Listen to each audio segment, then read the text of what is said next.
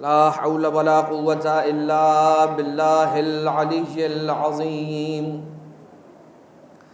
حسبنا الله ونعم الوكيل نعم المولى ونعم النصير أعوذ بالله من الشيطان اللعين الرجيم بسم الله الرحمن الرحيم حمدا لك يا ذا الجود والإحسان والفضل والطول والامتنان وصلاة وسلاما على من لا ينطق عن الهوى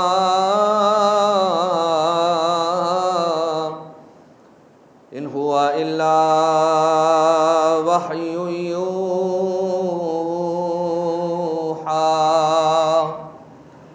حبيب قلوبنا وشفيع ذنوبنا وطبيب نفوسنا مولانا ومولى الثقلين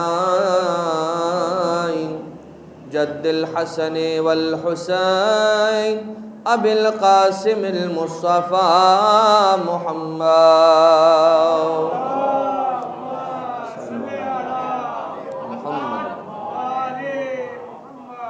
وعلى آله الذين أذهب الله عنهم الرجس وطهرهم تطهيرا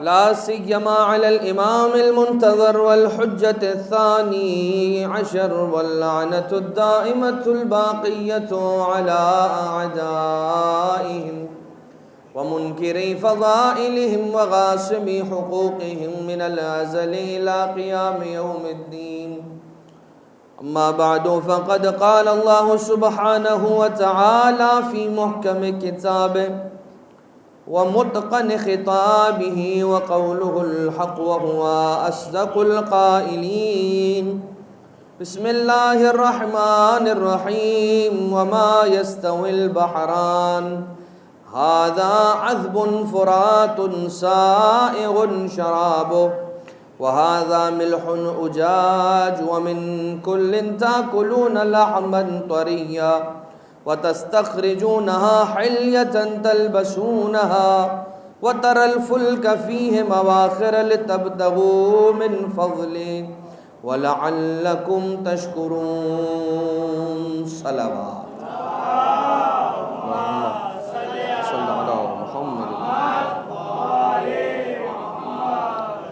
پروردگار عالم کا کروڑوں احسان ہے کہ اس نے ہمیں پھر سے یہ مہلت عنایت فرمائی اور یہ سعادت و توفیق مرحمت فرمائی کہ ہم رسول کی بیٹی کے مظلوم لال کے فرش عزا پر آ کر جمع ہو جائیں۔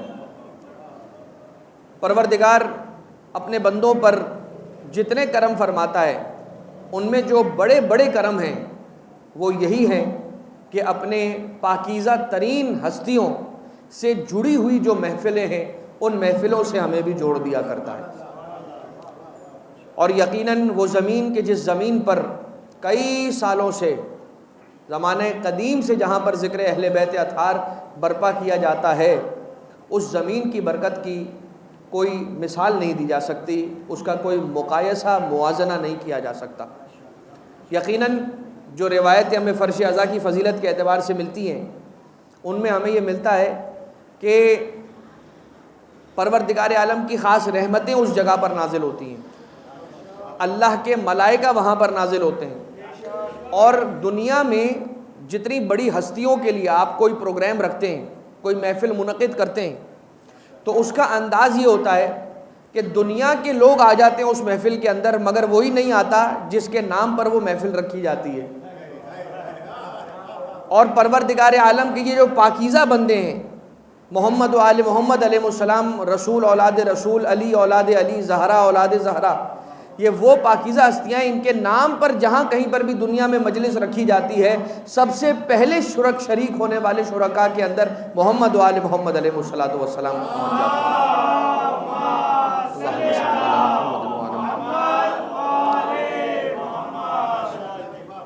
اور یہ محفلیں آل محمد علیہ السلام ہی کا صدقہ ہے کہ آج اگر قرآن کریم کی آیتیں پڑھ کر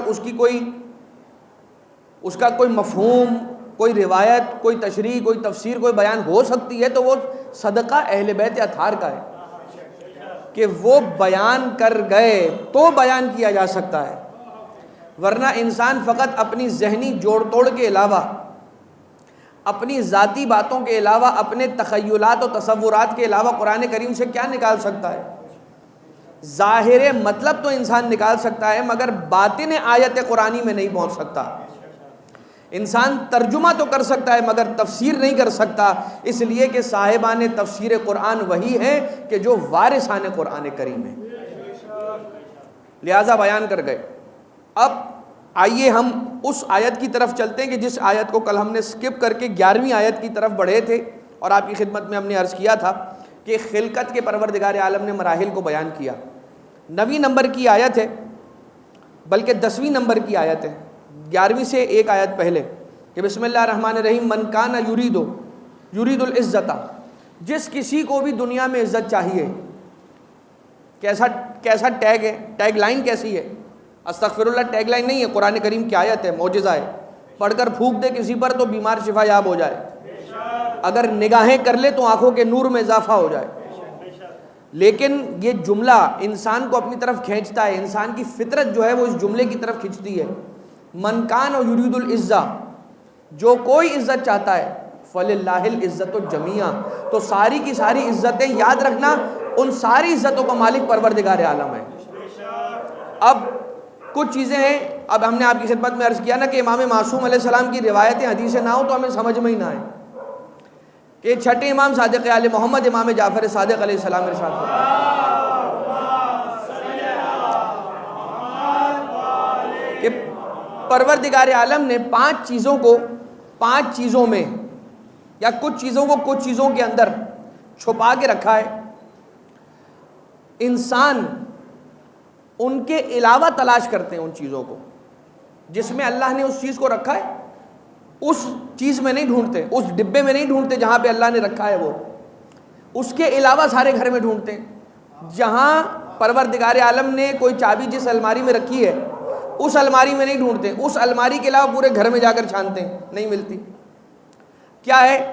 سب سے پہلی چیز علم، پروردگار عالم نے بھوک میں رکھی ہے، العلم فی الجوع، پروردگار عالم نے علم بھوک میں رکھی ہے۔ اگر بھوک ہوگی تو انسان کو علم ملے گا، اگر بھوک نہیں ہوگی، بھوک کے علاوہ کسی اور چیز میں تلاش کرتے ہیں اس لیے علم نہیں ملتا ہے۔ مطلب کیا ہوا؟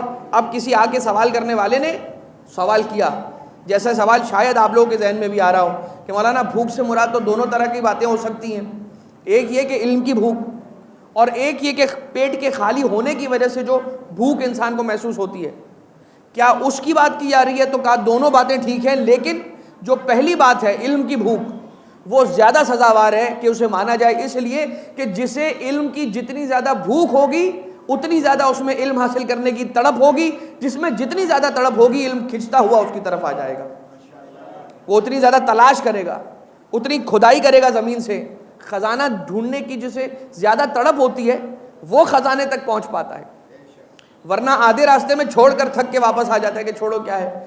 لیکن جسے علم کی بھوک ہوگی وہ، اور دوسری بات علم انسان کو یاد کیسے رہتا ہے؟ جب انسان کا پیٹ خالی ہوتا ہے تو اسے نیند نہیں آتی، جب پیٹ بھرا ہوا ہوتا ہے اور وہ پڑھنے کے لیے بیٹھتا ہے تو اسے نیند آنا شروع ہو جاتی ہے، کتاب بند کرتا ہے اور جا کے تکیے پہ سر رکھ کے سو جاتا ہے، ٹھنڈ ہوتی ہے تو کمبل اوڑھ کر سو جاتا ہے۔ تو دونوں باتیں ٹھیک، دونوں باتیں اپنی جگہ پر ہیں اور دونوں کا عمل دخل ہے۔ آپ دیکھ لیجئے نجف اشرف کا وہ دور کہ جس دور کے اندر خربوزے کے یا تربوز کے چھلکوں پر علماء کرام گزارا کیا کرتے تھے، اس زمانے کی تخلیق ہے الغدیر، اس زمانے کی تخلیق ہیں بڑی بڑی کتابیں، تنزیہ الانبیاء اور اس طرح کی کتابیں. آج کل کے زمانے کے اندر بھوک کا مسئلہ اتنا نہیں ہے، پیٹ بھرے ہوئے ہیں، لیکن اس کوالٹی کا کام نہیں آ رہا سامنے. اور بہرحال انحطاط تو بہرحال ہے ہی ہے، لیکن پروردگار عالم پھر بھی علم کی دولت سے لوگوں کو اور علماء کرام کو سرفراز فرما دیتا ہے کہ جو مراج کرام کی صورت میں ہمارے پاس موجود ہیں. البتہ یہ سب در اہل بیت اطہار علیہ الصلوۃ والسلام کی بھیک ہے کہ جو لوگوں میں بڑھ جاتی ہے اور جو لوگ اسے حاصل کر لیتے ہیں علم کے نام پر تو پھر نام نمود ہر چیز مل جاتی ہے. اب ایک چیز ہے علم کو لوگ بھوک میں نہیں تلاش کرتے اس لیے نہیں ملتا. راحت پروردگار عالم نے جنت میں رکھی ہے، راحت کو جو پروردگار ہے جنت میں رکھا ہے، ہم دنیا میں تلاش کرتے ہیں اس لیے ہمیں ملتا نہیں ہے. پروردگار عالم نے تونگری مالدار ہو جانے کو قناعت میں رکھا ہے. قناعت کا مطلب کیا؟ جتنا مل جائے اس پر انسان راضی ہو جائے، انسان شکر گزاری کرے، جتنا مل جانے پر شکر کر لے گا، قناعت کر لے گا اور راضی ہو جائے گا. اگر کم مل گیا ہے کم پہ راضی ہو جائے گا تو پروردگار عالم اس پر نعمتوں کی بارش کر دے گا. تونگری اللہ نے قناعت میں رکھی ہے اور لوگ اسے ڈھونڈتے ہیں کثرت مال میں، اس لیے تونگری نہیں ملتی. یعنی ہم یہ سمجھتے ہیں کہ مالدار ہونے کا فارمولہ یہ ہے کہ ہمارے پاس بڑا پیسہ ہو، بڑا مال ہو، کثیر تعداد میں ہمارے پاس فلوس ہو، چاہے خلوص ہو نہ ہو فلوس ضرور ہو. لیکن یہی وجہ ہے کہ انسان تونگر نہیں ہو پاتا، یعنی کہ مالدار نہیں ہو پاتا. جہاں انسان میں قناعت پیدا ہو جاتی ہے الحمدللہ رب العالمین، جتنا زیادہ ہوگا اتنا زیادہ کا حساب دینا پڑے گا، لہٰذا جتنا ہے جتنا اس نے دے دیا اس میں اللہ مجھے راضی رکھے. تو پروردگار اور عطا کرتا ہے، جتنا اور عطا کرتا ہے اتنی زیادہ شکر گزاری ہوتی ہے، اتنا تونگر پر تونگر ہوتا چلا جاتا ہے. علم کو اللہ نے بھوک میں رکھا ہے، راحت کو پروردگار عالم نے آخرت میں جنت میں رکھا ہے، دنیا میں ڈھونڈتے ہیں. تونگری کو پروردگار عالم نے قناعت میں رکھا ہے. عزتوں کو پروردگار عالم نے کہاں رکھا ہے؟ اپنے دروازے پر رکھا ہے. لوگ بادشاہوں کے دروازے پہ، بڑے لوگوں کے دروازے پہ ڈھونڈتے ہیں. پروردگار عالم نے عزت کو رکھا ہے اپنی ڈیہوڑی پر کہ میرے در پہ آ جاؤ. یعنی کیا؟ یعنی یہ کہ میرا کہیں پر حکم ہے اور کہیں پر تمہارے کسی مالدار رشتہ دار یا مالدار جاننے والے کا حکم ہے. تم نے بولا یار اللہ کو ناراض کر لیتے اس لیے کہ اللہ تو معاف کر دینے ہی والا ہے، یہ پیسے والا شخص مجھ سے ناراض نہیں ہونا چاہیے، یہ بادشاہ مجھ سے ناراض نہیں ہونا چاہیے، یہ صاحب منصب مجھ سے ناراض نہیں ہونا چاہیے. اب بات بھی یہ ہو کہ سامنے اللہ کی مرضی ہو تو یہ بات ہوگی کہ پروردگار عالم کو ناراض نہ کیا جائے. پروردگار کو راضی کر کے دنیاوی منصب داروں کو اگر چھوڑ دیا تو پھر ساری کی ساری عزتیں پروردگار عالم تمہیں عطا کر دے گا. چل کے عزت دار لوگ تمہارے دروازے پر آئیں گے اگر تم چل کے دروازہ رب ذوالجلال پر آ گئے. اور رب ذوالجلال اللہ کے دروازے پہ آنے کا مطلب کیا ہے؟ اللہ نے اپنا کوئی دروازہ بنایا ہے کہ جس پہ کہا ہو کہ بھائی میں اللہ اس دروازے کے پیچھے بیٹھا ہوا ہوں، آ جاؤ، میں ملوں گا نہیں اس لیے کہ میں نظر تو کسی کو نہیں آتا ہوں، لیکن ایک دروازہ بنا دیا ہے.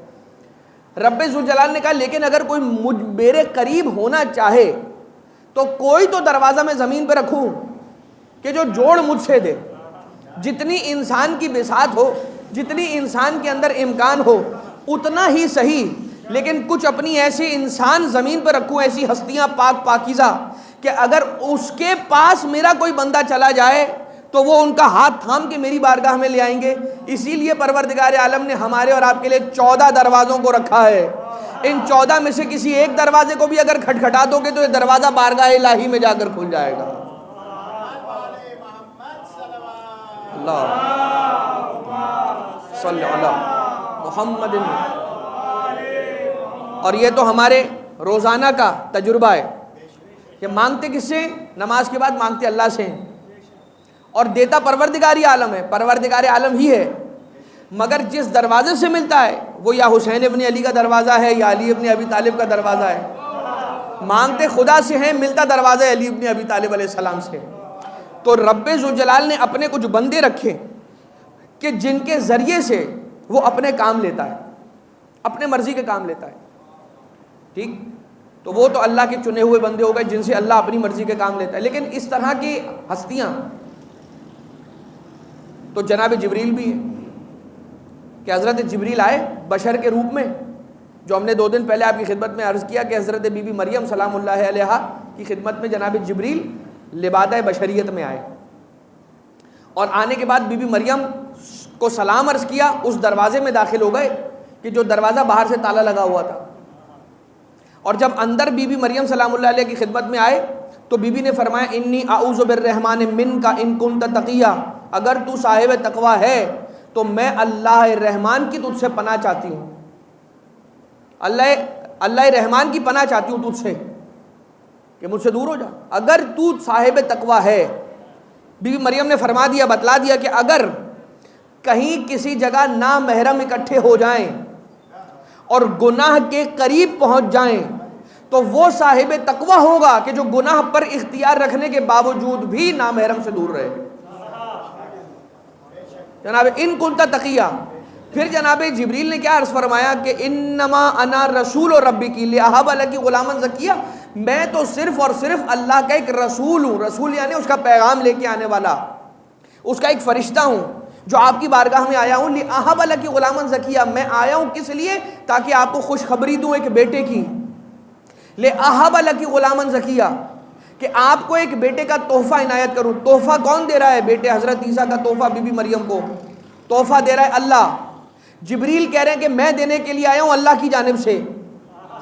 سمجھ میں آیا کہ پروردگار عالم نے کچھ ایسے بندے رکھے ہیں جن سے وہ اپنی مرضی کے کام لیتا ہے، جیسے کہ جناب جبریل، بیٹا عطا کیا ہے اللہ نے، عطا جن ہاتھوں سے کروایا ہے وہ جبریل ہیں۔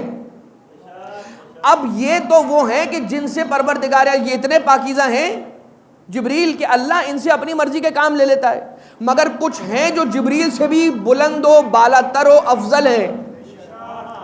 وہ کون ہیں؟ جن سے صرف اللہ اپنی مرضی کے کام نہیں لیتا، بلکہ وہ جو کام کر دیتے ہیں اللہ کہتا ہے یہ تم نے نہیں میں نے کیا ہے، یہ پتھر تم نے نہیں میں نے مارا ہے، یہ تیر تم نے نہیں میں نے چلایا ہے۔ رسول اللہ ہیں، مولا کائنات ہیں، کیا کہا جا رہا ہے؟ یہ پتھر آپ نے نہیں ہم نے مارا ہے، ما رمیتا اذ رمیتا ولکن اللہ رما، یہ پتھر کنکر آپ نے نہیں مارا، یہ آپ کے ہاتھوں سے نہیں اللہ کی بارگاہ سے چلا ہے۔ تو یہ وہ ہستیاں ہیں کہ جنہیں رب ذوالجلال نے اتنی عظمت عطا کی، کریں گے یہ، لیکن اب رب ذوالجلال کرے گا کہ دس از ایز گڈ ایز کہ میں نے خود کیا ہے۔ اللہ کے کوئی ہاتھ نہیں، اور اللہ ہاتھوں کا محتاج نہیں ہے، اللہ کسی شے کا محتاج نہیں ہے، بے نیاز کل ہے، غنی مطلق ہے، لیکن اس کے کچھ ایسے بندے جنہوں نے اطاعت رب ذوالجلال میں خود کو اتنا لبریز کیا کہ پروردگار عالم نے انہیں اپنی ذات سے سب سے زیادہ قریب کر لیا۔ لہذا یہ ہے حضرت بی بی مریم سلام اللہ علیہ کا مقام کہ دروازہ باہر سے بند ہے اور تالا لگا ہوا ہے، اور جناب جبریل اندر داخل ہو گئے۔ بھائی بغیر اجازت کے داخل ہو کیسے گئے جبریل؟ اس لیے کہ رب ذوالجلال کی طرف سے اجازت ہے اور اللہ کا حکم ہے، پروردگار عالم نے کہا ہے کہ جاؤ اور جا کے میرا یہ پیغام مریم تک پہنچاؤ۔ لہذا حضرت جبریل امین سلام اللہ علیہ پہنچ گئے اندر اللہ کا حکم انجام دینے کے لیے۔ اگر رب ذوالجلال چاہتا تو کہتا کہ پہلے دروازے پہ رکنا اور کہنا انی اتاذن لک، میں اجازت طلب کرتا ہوں آپ سے کہ میں اندر داخل ہو جاؤں۔ یہ تھا جناب مریم سلام اللہ علیہ کی فضیلت، اور یہ بہت بڑی فضیلت کی بات ہے کہ خود جناب جبریل امین بارگاہ اعزدی سے تشریف لے کر آ رہے ہیں بیٹے کی خوشخبری دینے کے لیے۔ مگر کوئی ہے جو بی بی مریم سلام اللہ علیہ سے بھی افضل بی بی ہے، اور وہ بی بی اکیلی نہیں ہے، چادر میں ہے مگر اکیلی نہیں ہے، بیٹے بھی ساتھ ہے، شوہر بھی ساتھ ہے، بابا رسول اللہ بھی ساتھ ہے، لیکن جب تک جبریل کو اجازت نہ مل گئی تب تک چادر کے اندر داخل نہ ہوئے۔ اتاذن لی ان اکون معک تحت الکساء، یا رسول اللہ مجھے اجازت دیجیے، اس لیے کہ یہ بارگاہ مریم نہیں ہے، بارگاہ فاطمہ زہرا ہے، جب تک اجازت نہ ملے مجھ جیسا جبریل بھی داخل نہیں ہو سکتا۔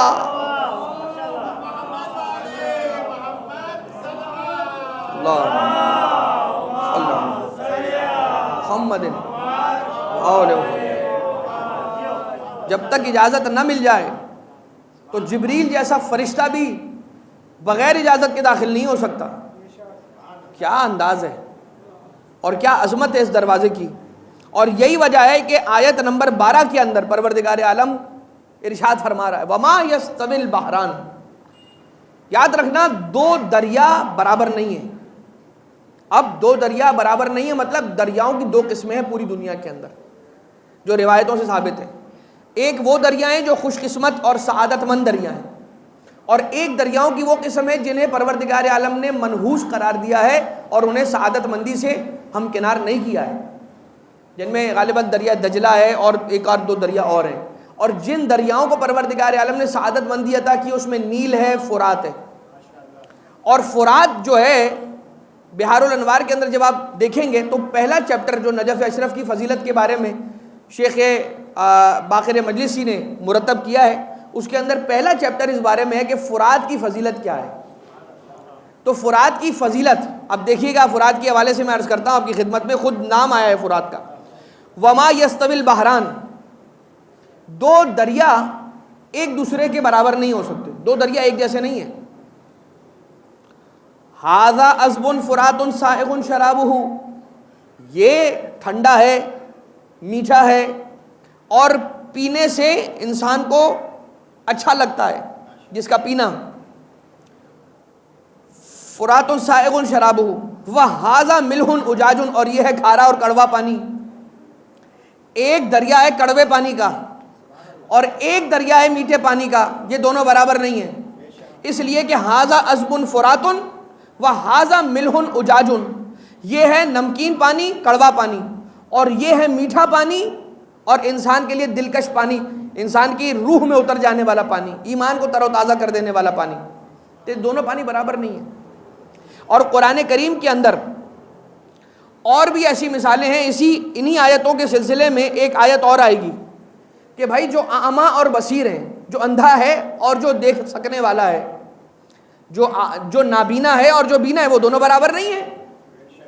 تو دو طرح کے پانی برابر نہیں، میٹھا پانی کڑوے پانی اور کھارے پانی کے برابر نہیں، بینا نابینا کے برابر نہیں، عالم جاہل کے برابر نہیں، زندہ مردے کے برابر نہیں، مومن منافق کے برابر نہیں، مومن منافق کے برابر نہیں، اور اہل بیت اطہار یعنی کہ معصوم غیر معصوم کے برابر نہیں. انسان کچھ بھی کر لے اپنے آپ کو اس مرحلے تک نہیں لے جا سکتا جہاں پر لا کے وہ یہ کہے کہ میں 15واں معصوم، یا ایسے مرحلے پر نہیں لے آ سکتا جہاں پر آ کر یہ کہے کہ میں 13واں امام. نہیں ہو سکتا، حتیٰ انبیاء کے درجے تک بھی انسان فائز نہیں ہو سکتا. اور کچھ ایسی وہ جو حدیث ہے کہ علماء امتی افضل من انبیاء بنی اسرائیل، میری امت کے علماء افضل ہیں انبیاء بنی اسرائیل سے. اس حدیث کا اطلاق ہم جیسے علماء کے لیے نہیں ہے، بلکہ علماء امتی سے رسول اللہ صلی اللہ علیہ وآلہ وسلم کی مراد اہل بیت اطہار میں سے وہ ہستیاں معصوم ہیں کہ جنہیں رب ذوالجلال نے منصب امامت پر فائز کیا ہے. انہیں رسول نے کہا ہے کہ میرے امت کے علماء، میرے امت کے یہ علماء. ورنہ آپ یہ مجھے بتائیے بنی اسرائیل کے انبیاء، جو انبیاء میں اولو العزم انبیاء کے بعد سب سے زیادہ افضل ہیں، یہ کیسے ہو جائے گا کہ ان سے افضل ہو جائیں؟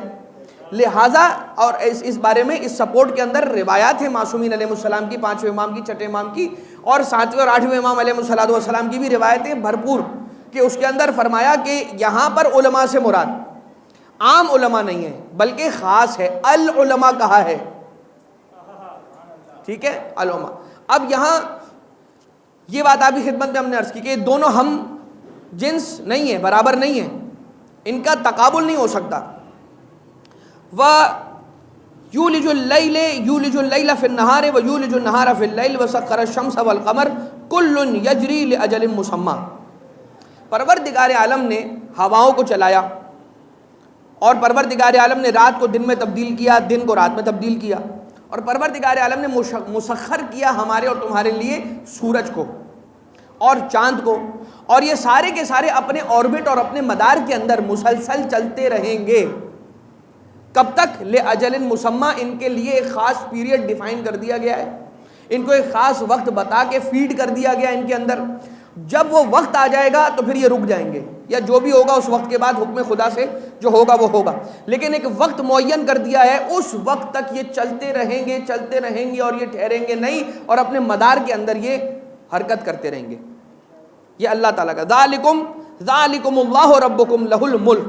اور یہی تمہارا رب ہے، اور سارا کا سارا ملک اور سارے کا سارا اقتدار اسی اللہ کے لیے جو تمہارا رب ہے۔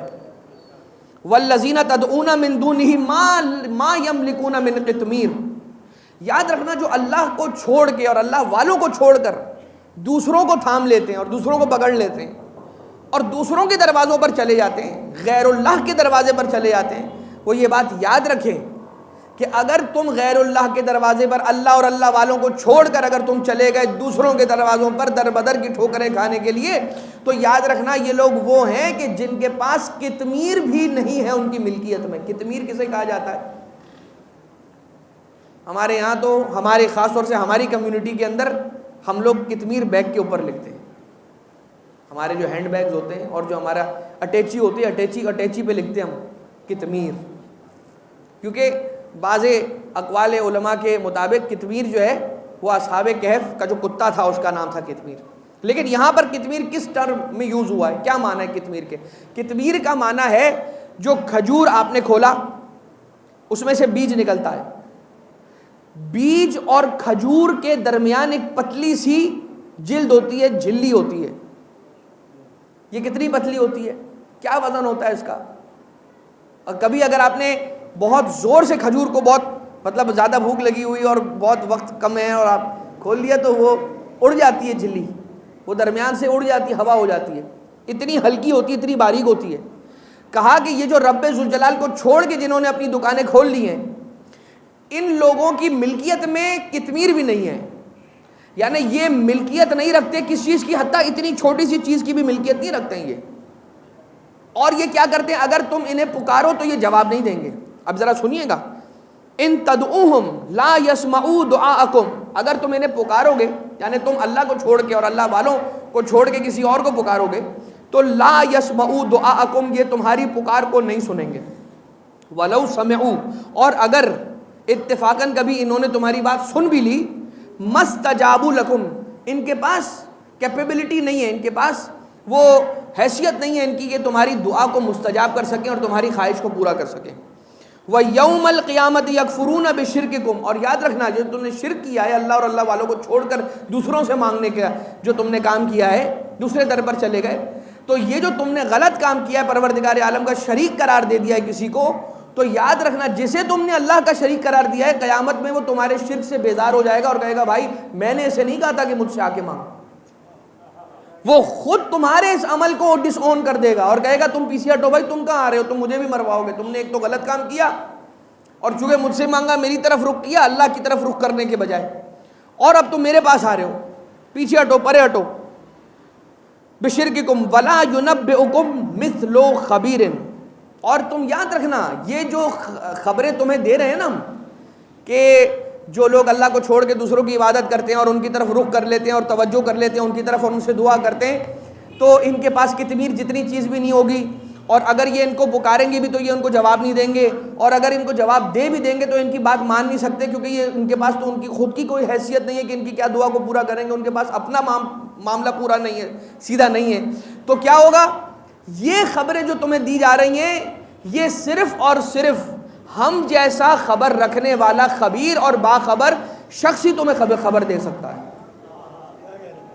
یہ پروردگار عالم کہہ رہا ہے کہ تمہیں خبیر کے علاوہ اس طرح کی خبریں اور کوئی نہیں دے سکتا۔ خبیر کون ہے؟ پروردگار عالم نے جن ہستیوں کے ذریعے سے ہم تک اپنی خبریں پہنچائی ہیں وہ محمد و آل محمد علیہ الصلوۃ والسلام ہیں، کہ جن کے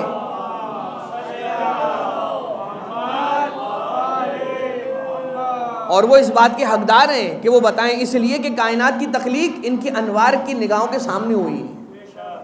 جب کائنات خلق ہو رہی تھی نور محمد و آل محمد تھا، نور محمد و علی تھا، نور حسن و حسین علیہ السلام تھا، نور حضرت فاطمہ زہرا سلام اللہ علیہا تھا۔ اللہم صلی علی محمد۔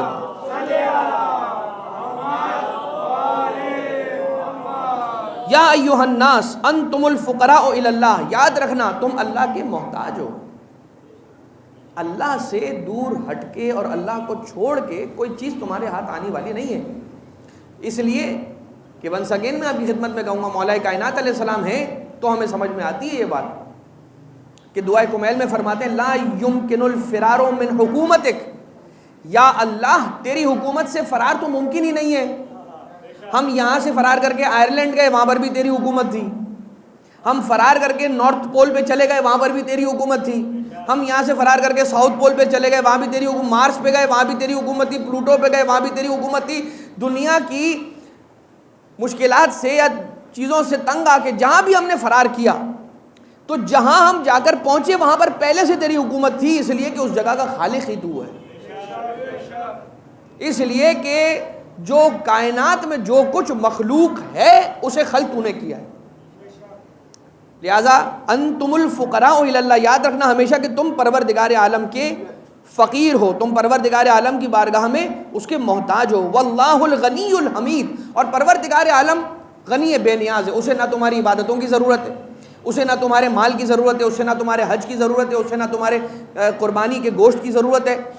ٹھیک ہے، اسے کسی چیز کی ضرورت نہیں. جو ضرورت ہے وہ تمہیں خود ہے، تمہارے نیک اعمال کی.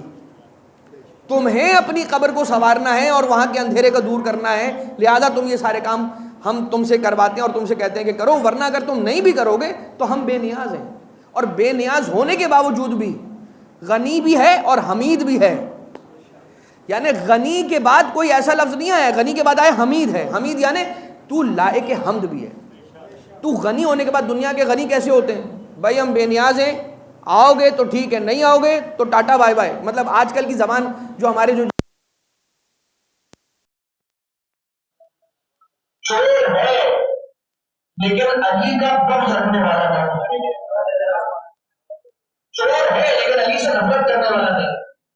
مولا کائنات علیہ السلام نے جب سنا، اب ذرا سنیے گا، اپنے بیٹے امام حسن علیہ السلام سے کہا یا ولدی، اے میرے بیٹا حسن مصطفیٰ علیہ السلام، جاؤ اور جا کے اپنے چچا کو میرے پاس لے کر آؤ. اپنا بھائی کہہ دیا علی علیہ السلام، جاؤ اور اپنے چچا کو لے کر میرے پاس آؤ. امام تشریف لے گئے اور حسن مصطفیٰ علیہ السلام انہیں لیا اور بارگاہ مومنین علیہ السلام جائے. کہا تو قصیدے کیوں پڑھ رہا تھا؟ میں نے تو انگلیاں کاٹی. کہا کہ عدالت، آپ کی عدالت کے لیے یہی کافی ہو کہ آپ جب بارگاہ الہی کا مجرم جس پر تعزیرات لگنا طے ہے، اگر وہ آپ کی بارگاہ میں آ جاتا ہے لیکن آپ دیکھتے ہیں کہ آپ کا دوست ہے، آپ کے دوستوں میں سے، تو آپ سزا کو ٹالتے نہیں ہیں، اس لیے کہ جو اللہ کا حکم ہے وہ سب کے لیے برابر ہے، دوست ہو یا دشمن ہو. آپ نے عدل کیا اور دوست اور دشمن کو برابر رکھا. بس یہی آپ کی وہ خصوصیت تھی جس نے مجھے آپ کی فضیلت باہر جا کے مداخانی اور قصیدہ پڑھنے میں مجبور کیا. کہا اپنی انگلیوں کو انہی جگہ سے ملا دے کہ جہاں سے کاٹا گیا تھا. انگلیوں کو اس نے ملایا، سرکار اعظم المومنین نے دست مبارک کو اس کی کٹی انگلیوں پہ پھیرا. جب کٹی انگلیوں پہ پھیرا، جہاں جہاں سے علی کے دست مبارک کا گزر ہوتا رہا وہ جگہ وہاں پر دوبارہ سے انگلیاں جڑتی چلی گئی.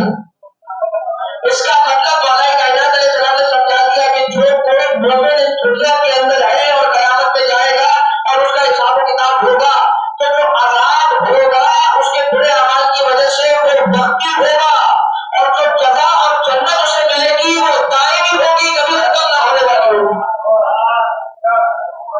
یہ ہمارے جانے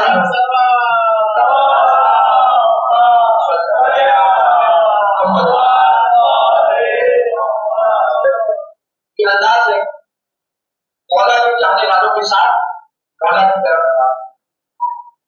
مولا نے کفر کو ختم نہیں کیا ہے، کافر کو ختم نہیں کیا. مولا نے کافروں کے کفر کو ختم کیا ہے. مولا نے برے لوگوں کو ختم نہیں کیا ہے، مولا نے برائیوں کو ختم کر دیا. آپ سیرت اعظم المومنین علیہ السلام کا اگر مطالعہ کریں تو آپ کو نظر آئے گا کہ میدان جنگ کے اندر جب کوئی آ کے تلوار مانگنے والا تلوار مانگ لینا ہے، اس تلوار سے علی پہ مار کر سکتا ہے. علی نے کہا کہ یہ مارنے والی بچانے والی بات ہو، تلوار سے کیا کر لے گا، میں تلوار سے کیا کروں. مگر نہیں، علی کی جو اپنے چاہنے والوں میں سعادت کے حج اور سعادت کے قصے کو باتیں کرتے تھے، ان کی جو بچوں کے ساتھ کرنا کیا سن رہا گیا. ہم سن نہیں پاتے تو ہمارے اور آپ کے زمانے کا پیدا ہوا تھا صاحب الامر دیکھ کر کیسے برداشت کر سکتا. روزانہ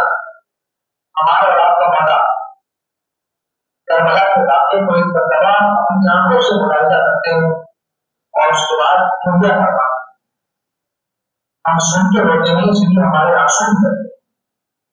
ہمارا مولا کربلا کے واقعات کو دیکھتا ہے، خون کے آنسو ہوتا ہے. ہمارا مولا آنکھوں سے آنسو نہیں بلکہ خون بہاتا ہے.